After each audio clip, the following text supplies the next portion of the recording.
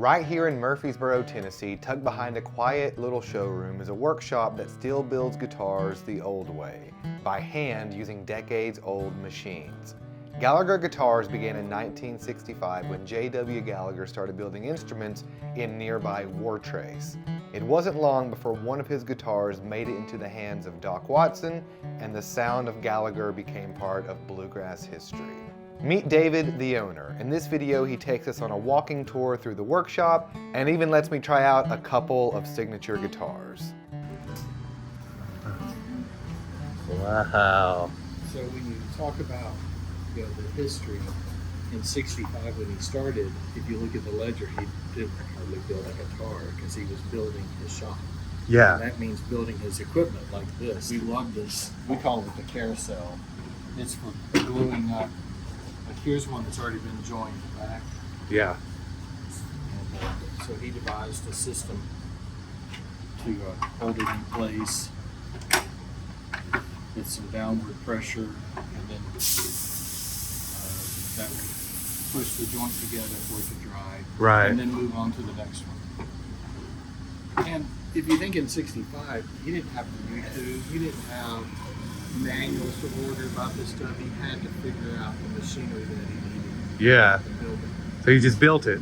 Yeah. Yeah. We built some of our equipment as well. Like this side bending machine, you can trade out the form depending on the shape that you're building. Mm-hmm. But in '65, he built his side bending machine for dreadnoughts. Right. So all of our dreadnoughts still come off of that same machine. And you know, now you can get a digitally controlled heating blanket that conforms with the wood as it's bending, right? Yeah. Keeps the heat uniform. On his, he got that aluminum base. He put hot water heater elements underneath it. So you flip the switch, give it about 15-20 minutes to heat up. And then the woods. And then put your wood in. Yeah. Cool. So we're still using it. It's clunky and all that. It doesn't matter. It Yeah. works. Very cool. Like that '68 Mhm. G50 that Doc played came off of this machine. That right. The one we built for Travis Tritt recently came off of the same machine. Okay. Johnny Cash came off. I mean, That's I amazing. value that. Yeah, yeah. When Don Gallagher came the first time to visit after we had moved, well, a funny thing about that, Don Gallagher's coming. Don Gallagher's coming. We got to clean up. So we cleaned and cleaned. Came in, looked around, says, "Where's the sawdust? Anybody working?" Get to work. Yeah. Yeah. But he'd been looking around, and I said, "Don, does anything come to mind?"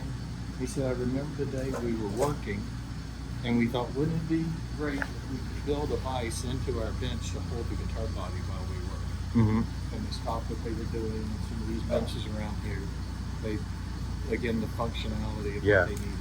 This is a bluegrass bell because the X brace has been shifted forward Towards the sound hole.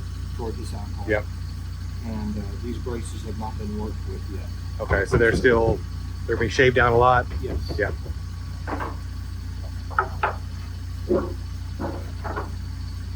There's one where they've already tested and then brought it to that frequency, Okay. and you can see where it's been shaped and worked with. What's the decision between the two headstocks? Or like how does it? So the traditional Gallagher headstock was designed by Don Gallagher for his father when he was 17 years old, Yeah. and it had a French curve in it. That's what we've always been known for. When we decided to start building the bluegrass bell, that was our first pre-war style guitar. Yeah. And to do pre-war style, Gotta have the. you got to have the square headstock. Yep. That's what we decided. Yeah. And we didn't take it lightly. We incorporated the French curve. There. So it's still there. Just. Gotcha. Cool. Yeah. I mean, I don't mind the curve. I love the square headstock See? on them. Like when I see it, I'm just like, Yes. yeah. I know. It's really opened up a lot of people to us Yeah. that did not want Right. our shape on the headstock. Yeah. Interesting. Sadly. Yeah. Yeah. This story of Gallagher Guitars is a prime example of how bluegrass is more than just music. It's a tradition, it's a legacy that we pass down from generation to generation, and that's one of the reasons why I built my beginner-friendly bluegrass guitar course, Flatpick Foundations. Whether you're brand new to guitar or if you've been strumming a while and you really want a sturdy starting point for learning how to play bluegrass music, this course is going to give you everything you need to play with confidence. Join your first jam. It's heavily inspired by my time at East Tennessee State University's Bluegrass and Old Time Country Music program, where a structured curriculum was instrumental, no pun intended, in helping me not only play the style of music, but keeping me dedicated and motivated for the journey. Check out these testimonials from students inside the program. I promise you're going to learn a lot if you get inside of there. There's more information down in the description. Now back to the video. Now this is the fretboard summit guitar, one of them that we're taking, that flame maple, and then the gold, Yeah. the dark sunburst. This is a first. This is a custom guitar father and son are doing. This is bass, stone, walnut. It's always a great sounding tone wood. And then the rosette, you cut trapezoids and then make them tiles that invert one against the other as you cut and unfold it. And that way, all that spalting ties together, matches up one against the other, creates that design. Okay. What's unique about this one is the gentleman that's doing it is also a woodworker. Yeah. And so he asked if he could do it. And so I printed out the design for him to follow with all the measurements and everything. We selected pieces that he could cut for tiles. I showed him how to do it. But look how clean that is. He did a fantastic job. Is that Nicaraguan. Nicaraguan mahogany? Rosewood. Rosewood. Nicaraguan rosewood. I know it's a mouthful. Yeah. It's going to sound great. Beautiful. And speaking of some of the shops that, and listen, I am amazed, I won't name any names, that mass produce guitars. I'm amazed at the quality they're able to do. Yeah. It is amazing. Yeah, yeah. It's a different process for us. But for example, if you've seen some of those factory tours videos, you know, robots Yeah. do the sanding, the polishing, the buffing, Right. where we still do it by hand. Yeah. And I would argue that the human eye is better. Yeah. You know, we can really bring it in. Yeah. But this is a buffer that JW had in his furniture shop before he had it in his guitar shop. So look Right. at how old it is. Yeah. So We put a new motor on it at some point, you know, made some changes, but so we have 4 stages of grit to go through. This one actually, this is also an old machine. It came out of the Wilson Sporting Goods factory no way. that had shut down. It was in Oklahoma for years. They used to buff out golf clubs with them. Yeah. And we were able to obtain it and do some reworking with it, and Yeah. it's fantastic. Look at that. Big heavy duty machine, and it's nice and smooth. And for those watching at home, so he mentioned JW, this was a furniture polishing. Yeah, Right. well, he originally set up his furniture shop in 1933. Yeah, so he was a woodworker. Yes. Yeah. And he built Queen Anne style furniture. I mean, he would build maybe cabinets for someone, but he built Queen Anne style. Slingerland had a Slingerland drum factory. Yeah, yeah, yeah. In Chicago had a small factory space in Shelbyville, which is near Wardress. Yeah. And they wanted to use some of the extra space to start building retail guitars. Yeah. But they didn't know anything about building guitars. They needed a woodworker, and they recruited him. Okay, yeah. And he cut open guitars and reverse engineered and started building guitars. Here it is. I love this one. Roger Miller. That's awesome. He had the GC, what was it, 71? Yeah, 71 special. And the turning point was 1968 when Doc Watson got his G50. Where's it at? The one that became Old Hoss on the Will the Circle Be Unbroken album. He played that one Yeah. That's so cool. and kind of announced to the world, Yeah, Mr. Gallagher down in Workers. Yeah, that's awesome. Built this one. You know, in Boone, there's a statue of a guitar player. Downtown, that's Doc Watson. Oh, that's So that's Yeah. like, yeah. And he's holding his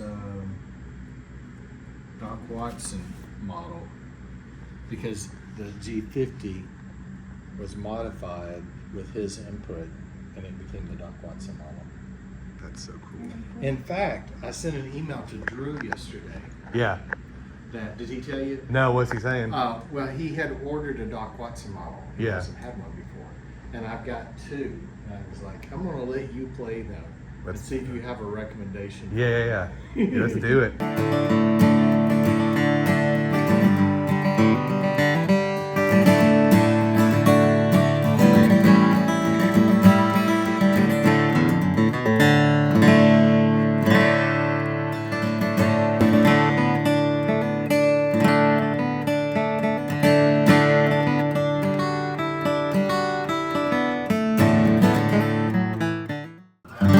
Oh yeah, way different.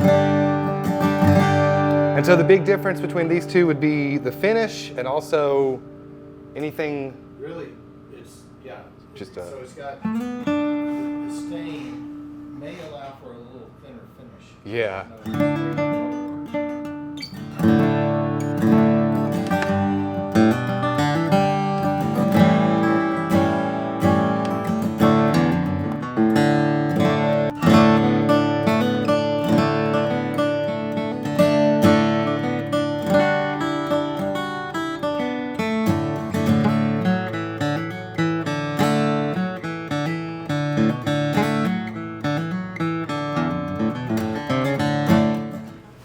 With the Shelby in general, we're trying to find a way to have an American handmade guitar at a lower price point. Okay.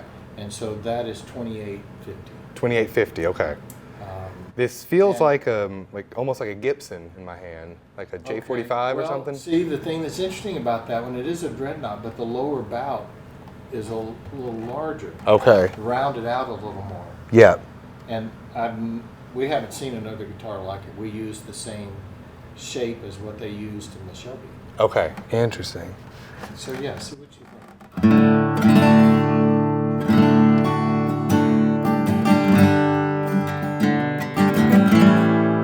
It sounds really balanced. Like I'm not hearing like as much low end. It sounds great though.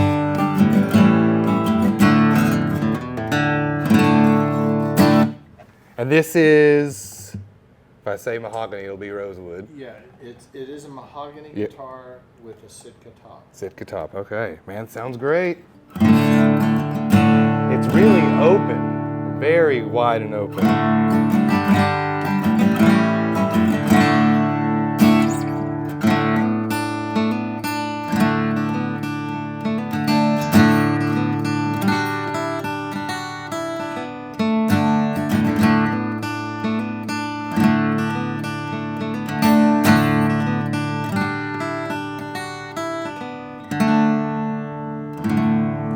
That feels like the nut width, that feels more normal to me. I can tell. I don't know why, but.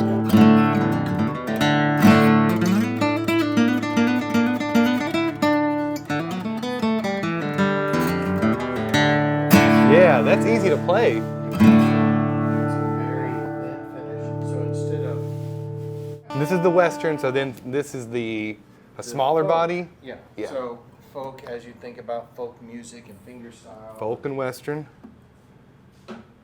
Okay, so this is, so you said finger style, this might be made for somebody that, Yeah, kind of folk music. yeah.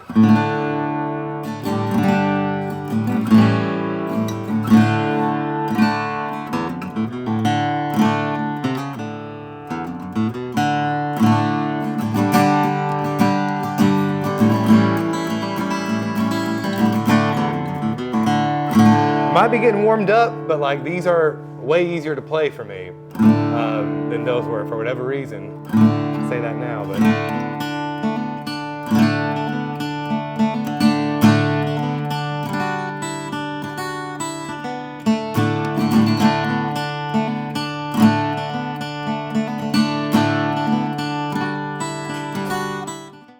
Folks, I hope you enjoyed this video as much as I enjoyed traveling to Murfreesboro and filming it. Let me know what you think of this style of content, as well as the guitars and the history, anything else you want to chat about down in the comment section. I always do my best to answer all of the comments, or at least respond in some way. Also, thank you, David, for having me out again. That was super nice of you. He and I were both talking at the shop that we're going to be at IBMA, the International Bluegrass Music Association event, this September. I think it falls on like September 18th, 19th, 20th, somewhere along then, in Chattanooga, Tennessee, not far from here. It's the first time in Chattanooga. This is actually my first time attending the event. I've mentioned elsewhere, I've lived overseas for a long time, have never got the chance to go, and so I'm really excited. If you're gonna go as well, drop me a line. We'll try to meet up and jam or whatnot. But folks, if you'd like to support the channel also, there is some products down below this video. I do sell t-shirts and page capos. I have them right here in a box, so if you order one,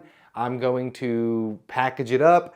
I'm gonna write you a little note. I'm gonna send out some stickers, and it's gonna be very personal. I don't work with like drop shipping. I know a lot of the folks, like they have like 1,000 t-shirts underneath there. If you order it, they're gonna ship it to you from somewhere. I don't even know where, but I will ship out with my 2 hands every order. Hand ship every order is what I'm trying to say. And so if you're interested, do check those products out below. Page capos make a great sounding capo that's really durable, long lasting, and you don't lose it because it sticks behind the headstock of your guitar. And so folks, I will see you on the next video. Thanks again. Bye-bye.